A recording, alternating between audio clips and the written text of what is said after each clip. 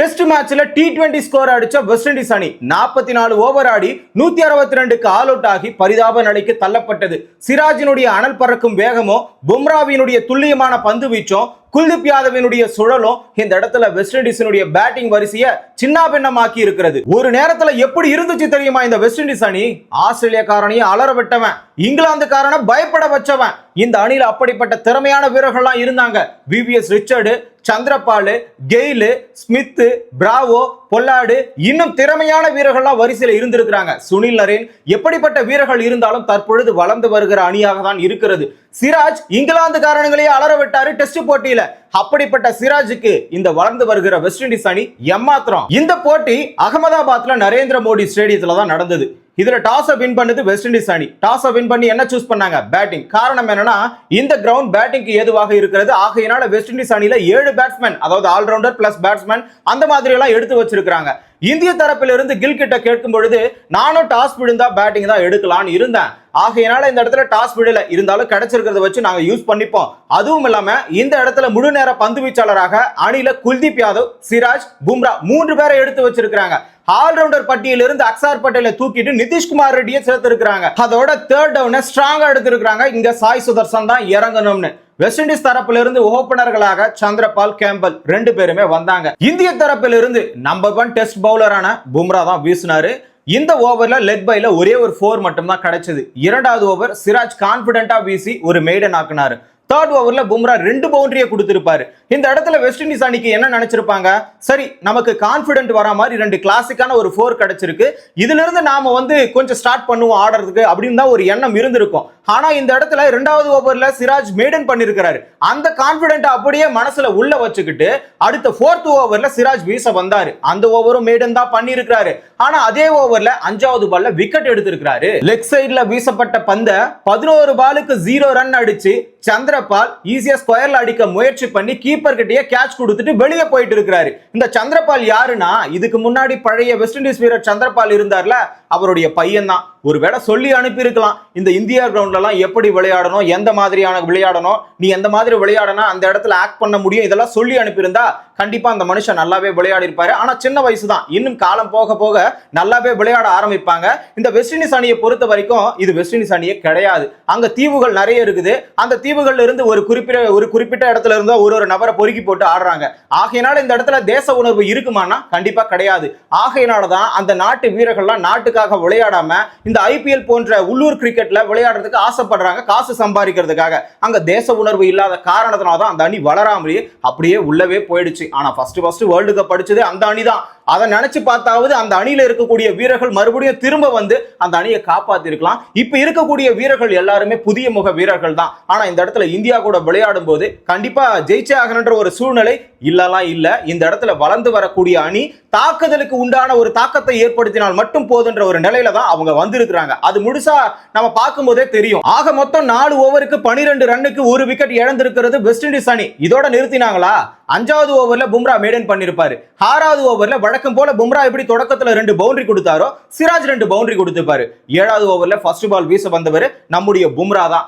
அந்த பால்ல பேட்ல முதல்ல ஃபேட் பட்டுச்சா இல்ல பால் பட்டுச்சான்ற ஒரு சந்தேகத்தின் அடிப்படையில கண்டிப்பா அந்த இடத்துல அம்பையர் அவுட் கொடுக்கல, பொறுப்புடன் இருந்தார். ஆனா அங்க இந்தியன் பிளேயர்ஸ் ரிவ்யூ எடுத்தாங்க. ரிவ்யூ எடுத்து பார்த்ததுல பால் தான் ஃபர்ஸ்ட் பட்டு இருக்கு. ஆகையினால் அவுட் கொடுக்கப்பட்டு இந்த இடத்துல 19 பாலுக்கு 8 ரன் அடிச்சிருந்து ஓரளவுக்கு கிளாசிக் ஷாட் ஆடி இருந்தார்ல கேம்பல், அவருடைய விக்கெட் பறி போச்சு. பறி போன உடனே 20 ரன்னுக்கு 2 விக்கெட் வந்தாச்சு. இப்போ கேம்பலும் காலி, சந்திரபாலும் காலி. ஓபனர்கள் 2 பேருமே காலி ஆயிட்டாங்க. பிராண்டன் கிங்கும் இன்னொரு பக்கம் அதனேஸ் 2 பேர் உள்ள இருக்கிறாங்க. இந்த களத்துல இருந்தா பொறுப்பான ஒரு ஆட்டத்தை ஆடி இருக்கலாம். 2 விக்கெட் விழுந்து போச்சு, ஓபனர்கள் காலி ஆயிட்டாங்க.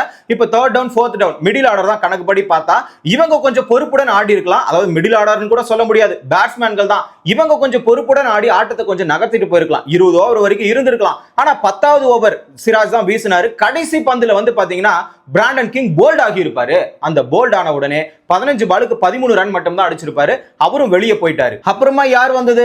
வெஸ்ட் இண்டீஸினுடைய கேப்டன் ரோஸ்டன் சேஸ். இவர் கொஞ்சம் பொறுப்பான ஆட்டத்தை வெளிப்படுத்தினாரு. ஆனா கூட விளையாடின இன்னொரு நபர் அதினேஷ் 24 பாலுக்கு 12 அடிச்சுட்டு ராகுல் கிட்ட கேட்ச் கொடுத்துட்டு வெளியே போயிட்டு இருப்பாரு 12வது ஓவர்ல. ஆக மொத்தம் 12 ஓவருக்கு 42க்கு 4 விக்கெட் விழுந்தாச்சு. 10 ஓவருக்கு 39க்கு 3 விக்கெட். ரெண்டு பேருமே இந்த இடத்துல பும்ராவும் சிராஜும் மாத்தி மாத்தி 6 ஓவரை வீசி இருப்பாங்க. ஆனா சிராஜ் மட்டும் ஒரு ஓவர் எக்ஸ்ட்ராவா வீசி இருப்பாரு. அதாவது 14வது ஓவரை வீசி இருப்பாரு. அதுக்கப்புறமா என்ன, இன்னொரு ஃபாஸ்ட் பவுலரை நம்ம எடுத்துட்டு வரணும்ல, நிதிஷ்குமார் ரெட்டியை பகுதி நேர பந்து வீச்சாளரா எடுத்துருக்குல்ல, அவரை உள்ள எடுத்துட்டு வந்தனே அவர் 4 ஓவர் வீசுறாரு. அவர் 4 ஓவர் வீசுனது இல்லாம அவர் கூட இன்னொரு ஸ்பெல்ல வீசின ஜடேஜா அவர்கள் 3 ஓவரை வீசுறாரு. ஆக மொத்தம் சிராஜ் ஒரு 7 ஓவர், பும்ரா ஒரு 6 over, Jadeja over 3 over, Nitish Kumar Reddy 4 over, மொத்தமா 20 ஓவர் வீசி இருக்காங்க. இதுல 4 ஓவர் வீசின நிதிஷ்குமார் ரெட்டி 16 ரன்னை விட்டு கொடுத்திருப்பாரு. 3 ஓவர் வீசின ஜடேஜா 15 ரன்னை விட்டு கொடுத்திருப்பாரு. ஆக மொத்தம் 20 ஓவர் கம்ப்ளீட் பண்ணி 73க்கு 4 விக்கெட் என்ற பரிதாப நிலையில வெஸ்ட் இண்டீஸ் அணி பரிதவிக்கிறது. அதுக்கப்புறம் என்ன, ஃபர்ஸ்ட் செஷன் முடியறதுக்குள்ள எப்படியாச்சும் ஒரு விக்கெட் எடுக்கணும்னு கில் அவர்கள் என்ன பண்றாருன்னா, தாந்திரிகமா இந்த இடத்துல பும்ரா கிட்டையும் குல்தீப் யாதவ் கிட்டையும் ஓவர் கொடுக்கிறாரு. பும்ரா 21st ஓவர்ல வீசினாரு, குல்தீப் யாதவ் 22nd ஓவர்ல வீசினாரு. இந்த மாதிரி வீசிக்கிட்டே வந்தாங்க. 24th ஓவர்ல இரண்டாவது பந்துல ஒரு விக்கெட் விடும். அந்த விக்கெட் மிஸ்ட்ரி ஸ்பின்னர்னு நிரூபிச்சுட்டாங்க மறுபடியும் குல்தீப் யாதவ் யாருன்னு. ஏன்னா அந்த வகையான பந்து தான் அவர் வீசின உடனே அந்த பந்து எப்படி வந்துச்சுன்னு தெரியாம பேட்ஸ்மேன் போல்ட் ஆகி இருப்பாரு. அது வேற யாரும் கிடையாது, ரோஸ்டன் சேஸ் கூட நல்ல கம்பெனியோட ஆட்டம் ஆடி இருந்த ஹோப் தான். இந்த ஹோப் கிட்டத்தட்ட 36 பாலுக்கு 26 சம்திங் அடிச்சிருப்பாரு. இவங்க ரெண்டு பேரும் இணைஞ்சு விக்கெட்டே விடாம நல்லா தற்காத்து வச்சிருந்தாங்க. 70 பாலுக்கு 48 அடிச்சிருப்பாங்க. இந்த இடத்துல மிஸ்ட்ரி ஸ்பின்னரான குல்தீப் யாதவ் வீசின உடனே பால் எப்படி வருதுன்னு புரியாமலேயே போல்ட் ஆகி இருப்பாரு. இதனால மொத்தம் 23.2 பந்துகள் அந்த பந்துகளை வீசினப்போ இங்க 90 ரன்னுக்கு 5 விக்கெட் என்ற நிலைமையில வெஸ்ட் இண்டீஸ் அணி தடுமாறி வருகிறது. ஃபர்ஸ்ட் செஷன்லயே இவ்வளவு மோசமா விளையாடி இருக்கிறதே வெஸ்ட் இண்டீஸ் அணி 2வது செஷன்ல தாக்கு பிடிக்க மாட்டாங்கன்னு நினைச்சோம். ஆனா நினைச்ச மாதிரி தான் நடந்திருக்கு. 24வது ஓவர்ல 3வது பந்தை ஸ்டார்ட் பண்ணி இருக்கிறாரு குல்தீப் யாதவ். அதுதான் செகண்ட் செஷனுடைய ஸ்டார்டிங். ஆனா இந்த இடத்துல களத்துல யார் யார் இருக்கிறா, ரோஸ்டன் சேஸ் அதாவது வெஸ்ட் இண்டீஸினுடைய கேப்டன் ஆல்ரெடி களத்துல செட்டில்டு பேட்ஸ்மேனா இருக்கிறாரு. அதே மாதிரி நியூ பேட்ஸ்மேனா யார் வந்திருக்கிறாருன்னா கிரீவ்ஸ் வந்திருக்கிறாரு. இப்போ 24வது ஓவர்ல இருந்து 30வது ஓவர் வரைக்கும் ஒரு விக்கெட் மட்டும் தான் இழந்திருந்தது வெஸ்ட் இண்டீஸ் அணி. 27வது ஓவர் முகமது சிராஜ் வீசினாரு. அந்த இடத்துல மட்டும் தான் ஒரு விக்கெட் விழுந்திருக்கும். அதுவும் கேப்டனான செட்டில்டு பேட்ஸ்மேனான ரோஸ்டன் சேஸ் தான் விழுந்திருப்பாரு. 43 பாலுக்கு 24 அடிச்சிருப்பாரு. அந்த நேரத்துல அதாவது 27வது ஓவர்ல 5வது பால்ல சிராஜ் வீசின பந்துல கீப்பர் கிட்ட அழகா கேட்ச் கொடுத்துட்டு அழகா அவுட் ஆயிட்டு வெளியே போயிருப்பாரு. 24வது ஓவர்ல இருந்து 30வது ஓவர் வரைக்கும் சிராஜ் 3 ஓவர், குல்தீப் யாதவ் 4 ஓவர் வீசி இருப்பாங்க. மொத்தமா 30 ஓவருக்கு 120க்கு 6 விக்கெட் என்ற கணக்குல வெஸ்ட் இண்டீஸ் அணி தத்தளிச்சு போயிருக்கும். ஆனா இந்த இடத்துல 7 ஓவர்களை இந்த ரெண்டு பேரும் வீசி 30 ரன் மட்டும் தான் விட்டு கொடுத்திருக்காங்க. நெக்ஸ்ட் 31வது ஓவர்ல இருந்து 40வது ஓவர் வரைக்கும் சிராஜ் அவர்கள் 2 over, Kuldeep Yadav 1 over, Washington Sundar 3 over, Bumrah 4 over வீசி இருப்பாங்க. இந்த 10 ஓவருக்குள்ளார கிட்டத்தட்ட 32 ரன் மட்டும் தான் விட்டு கொடுத்திருப்பாங்க. ஏன்னா 120 ரன் ஆச்சா 30 ஓவர் வரைக்கும். இந்த 40 ஓவர் முடிவடையில 152க்கு 8 விக்கெட் என்ற நிலைமைக்கு தள்ளப்பட்டிருக்கும் வெஸ்ட் இண்டீஸ் அணி. அப்ப 2 விக்கெட் விழுந்திருக்கே இந்த கேப்ல, அதாவது 10வது ஓவர்ல, அதுவும் அடுத்தடுத்த ஓவர்களே விழுந்திருக்கும். 38வது ஓவர்ல பியரோட விக்கெட்டை எல்பிடபிள்யூ எடுத்திருப்பாரு வாஷிங்டன் சுந்தர். அதே மாதிரி அடுத்த ஓவர்ல இந்த போல்ட் எல்லாம் நம்ம ரொம்ப வர்ணிக்கலாம். அதுவும் யார்கர் பந்துல போல்ட் ரொம்ப பெரிய விஷயம். அதுவும் செட்டில்டான ஒரு பேட்ஸ்மேன் 48 பாலுக்கு 32 அடிச்சிருந்த கிரீவ்ஸோட விக்கெட்டை அதுவும் போல்டா எடுத்திருப்பாரு. யார்கரை வீசி எடுத்திருப்பாரு. இது கண்ணுக்குள்ளேயே இன்னும் எல்லார்கிட்டயுமே நிக்கும். அதுவும் இல்லாம 50 விக்கெட் எடுத்திருக்காரு. இதெல்லாம் பெரிய விஷயங்க. பும்ராவை தனிப்பட்ட முறையில பாராட்டியே ஆகணும். ஆக மொத்தம் 40 ஓவர் முடிவடையில 152க்கு 8 விக்கெட் என்ற ஒரு நிலைமைக்கு தள்ளப்பட்டது. 41வது ஓவர், 42வது ஓவர், 43வது ஓவர், 44வது ஓவர். இந்த இடத்துல 41வது ஓவர்லயே பும்ரா வந்து இன்னொரு விக்கெட்டையும் எடுத்து தள்ளி இருப்பாரு. அதன் மூலமாக இப்போ இந்த இடத்துல சிராஜ் வேற 4 விக்கெட் இருக்கிறாரா, 5வது விக்கெட் எடுக்கணுமா, இங்க 9 விக்கெட் விழுந்தாச்சா, இதுக்கப்புறம் ஒரு விக்கெட் எடுக்கிறதுக்காக அவருக்கு விட்டு கொடுக்கணும்ன்றதுக்காக 43வது ஓவர்ல கொஞ்சம் தள்ளாடி போட்டிருப்பாரு. அதாவது வைடா போட்டிருப்பாரு, ஆஃப் சைட்லயே போட்டிருப்பாரு. எப்படி விக்கெட் எடுக்க கூடாதுன்றதுக்காக. அடுத்த ஓவர்ல சிராஜ் அவர்கள் அதை காப்பாத்திக்கிட்டாருன்னா கண்டிப்பா கிடையவே கிடையாது.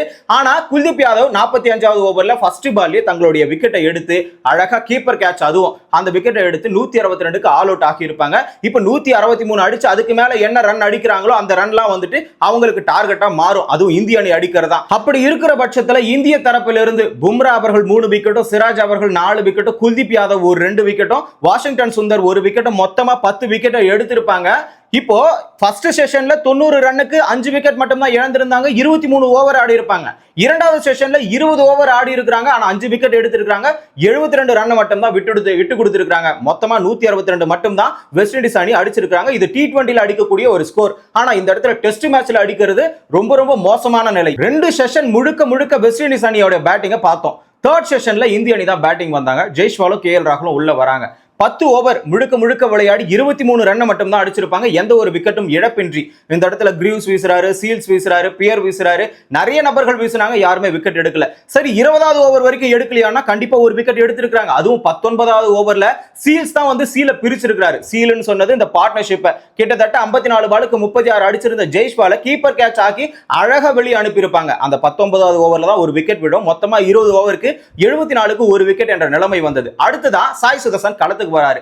3வது விக்கெட்டுக்கு எவ்வளவு பெரிய போராட்டம் இருக்கு. ஆனா 19 பாலுக்கு 7 ரன் அடிச்சு ரோஸ்டன் சேஸ் ஓவர்ல அழகா LBW அவுட் ஆகி வெளியே போயிருப்பாரு. இந்த இடத்துல என்ன பிரச்சனைனா விமர்சனம் அடுத்தடுத்து எழுந்து கொண்டே இருக்கிறது. இந்த தேர்ட் பிளேஸ்க்காக கருண் நாயர் விளையாடினாரு, இன்னொரு பக்கம் சாய் சுதர்சன் விளையாடினாரு, அபிமன்யு ஈஸ்வரன் வெளியே காத்துக்கிட்டு இருந்தாரு. ஆனா இந்த முறை அந்த 16 பேர்ல கூட இவரை எடுக்கலன்றதான் மிகப்பெரிய ஒரு வருத்தமான விஷயம், பரிதாபமான விஷயம். ஏன்னா ஆஸ்திரேலியா டூர்ல எடுத்தாங்க, இங்கிலாந்து டூர்ல எடுத்தாங்க, நியூசிலாந்து டூர்ல எடுத்தாங்க.